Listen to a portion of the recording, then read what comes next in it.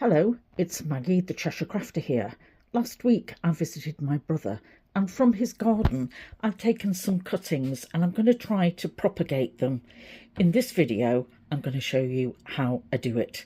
Now I've got evergreen shrubs, ivy, hydrangea, honeysuckle, and from my own garden ivy and cineraria. I'll give you the proper names of the plants underneath just about here on the video. Now to begin, I'm using jam jars. These are food jars that have been previously cleaned out I use the antibacterial fairy liquid, and then I've just had them sterilising with boiling water from the kettle. I've sterilised my food knife by placing it in there. That's not a very sharp knife, and I have 3 of those. I'm going to empty out that water now before I begin. The tools I've got include that sharp food knife, secateurs and a pair of snips. Keep the plants alive since last week. I've had them sitting just in cold tap water. And you can see they're nice green. They're still alive. Let me start with perhaps those evergreens. I'm going to use a natural water propagation method without using rooting powder. To begin with, I've taken 2 cuttings, cut them off at a base. These 2 larger cuttings I might get 2 cuttings from, and this little pathetic one I might just get 1 cutting. Let me show you where to cut to begin. This cutting I'm going to snip here, and that's just beneath a node. A node is where the leaves and the stems start to spring from. So this is correct on this one. On this one, I need to shorten it to just beneath those leaf stems. This is where root growth is going to come from, but I don't want those stems or any leaves to sit in the water. So I'm going to remove the bottom section of leaves on both of these. I've snipped off the bottom then just beneath a leaf, but I don't want the top leaves to continue to grow. So I'm going to remove just here.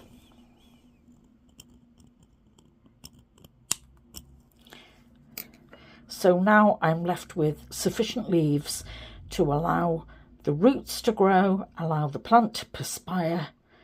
Those then are my cuttings. This one won't propagate, and the reason for that is if I cut under this node and remove the leaves, I've not left enough leaves higher up for the plant to breathe, so I'm not going to waste my time with that one. With this one I'm going to have a go, and I'm going to cut beneath here or here and remove those leaves. That leaves me with sufficient leaves here, and I'll cut the dead wood off at the top. On this one I can cut either here or here, and I've still got enough leaf for respiration, perspiration, and I'm going to cut off the dead wood at the top.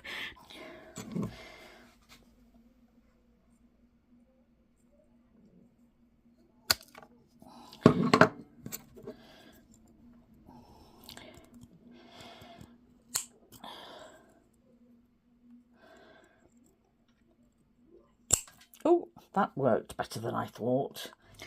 On the larger one, I think I'll go to cut here because I've got more chance of success.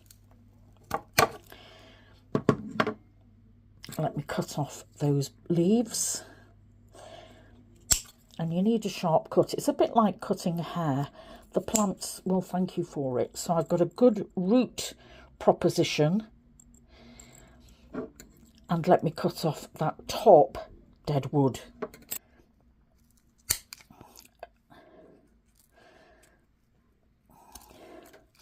As close as I can with getting a clean cut.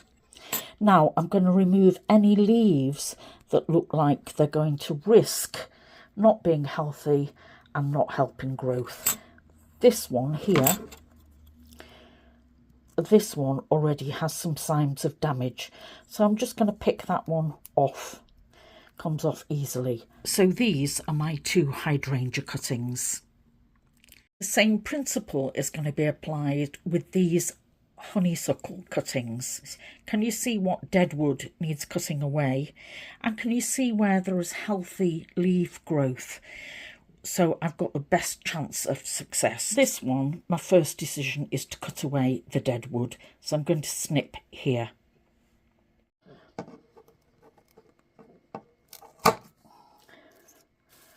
I've gone beneath a leaf node.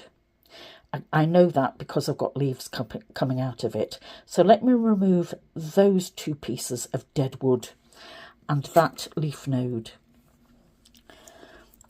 The leaf node comes off easily with snippers because it's soft. The two that are dead wood, I might need, yeah, I needed stronger secateurs for that. And if you look closely, if you can see, I can see tiny bits of buds threatening to come out of that dead wood, which is brilliant. Right, I'm going to leave on 2 lots of leaves, which means I'm going to get rid of anything above that point here. Oh, it's too strong for that. I need the secateurs. Without damaging the leaves and that dead wood above it. Oh, I've cut the leaf off. I didn't mean to do that. That's a risk. Now, I'm going to leave that because there is the potential for more leaves to grow. So although that was an accident, I'm not going to cut it back as far as here. I could, but I've got more potential for it still to grow.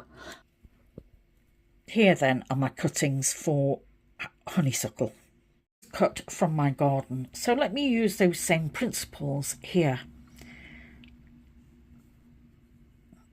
Where it looks like a tangled web, we need to get it looking so I have a node, a leaf so it can breathe, and then nothing above it. Let me show how I've done it. I've got a lot of healthy growth just above here, so I'm going to snip here. This is very soft, it's not hardwood. Remove those. I know that there are leaves coming out of the top, so I'm going to remove those 2 lower leaves. And that leaves sufficient leaves at the top, I hope, for it to grow. You don't want the energy going in the top leaves. They're just for perspiration, really. You want the energy going into growing roots. So let me try with those. This one I think might be a failure, so I'm going to get rid of that. I'm not going to waste my time. Right, up a piece of lavender that looks quite woody, but you can see at the top it's gone from grey last year's growth to bright green growth, which is this year's. I'm going to cut off this year's growth, and I'm going to try and grow from just under that node, so that will be my cutting. This is lavender, English lavender.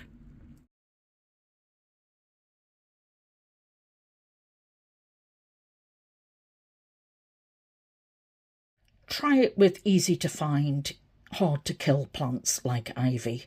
Use the same principles and try with different lengths of stems. Right, let's get them potted.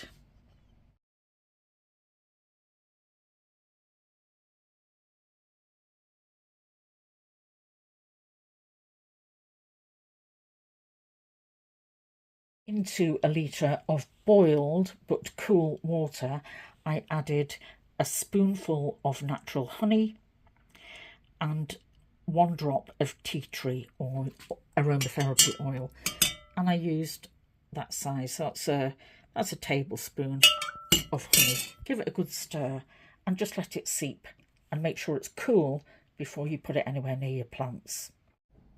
Honey and tea tree oil both have the same qualities, and that is that they'll help fight infection. They're antifungal, antibacterial, antiviral, and the honey will help feed the plant to encourage some roots. Are so small that they wouldn't hold in a jar. This is an adapter for adding water to an iron.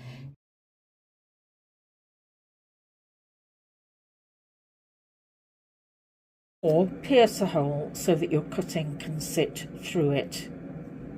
Particularly helpful for those with short roots. Remember to leave a space between so that you can add and change the water.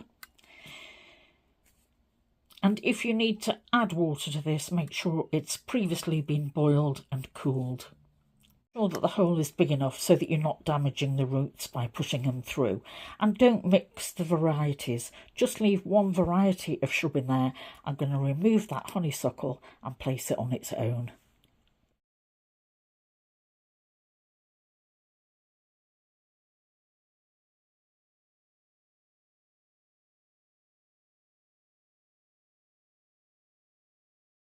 Now, keep them in a warm, light place. Mine are near my kitchen windowsill. Keep them away from direct sunlight and from central heating, and change the water every 4 days. I'll see how I get on. I've lost nothing other than my time. Thanks for watching. I hope you're successful. Don't forget to like and subscribe and come back and join me again soon, won't you? Bye.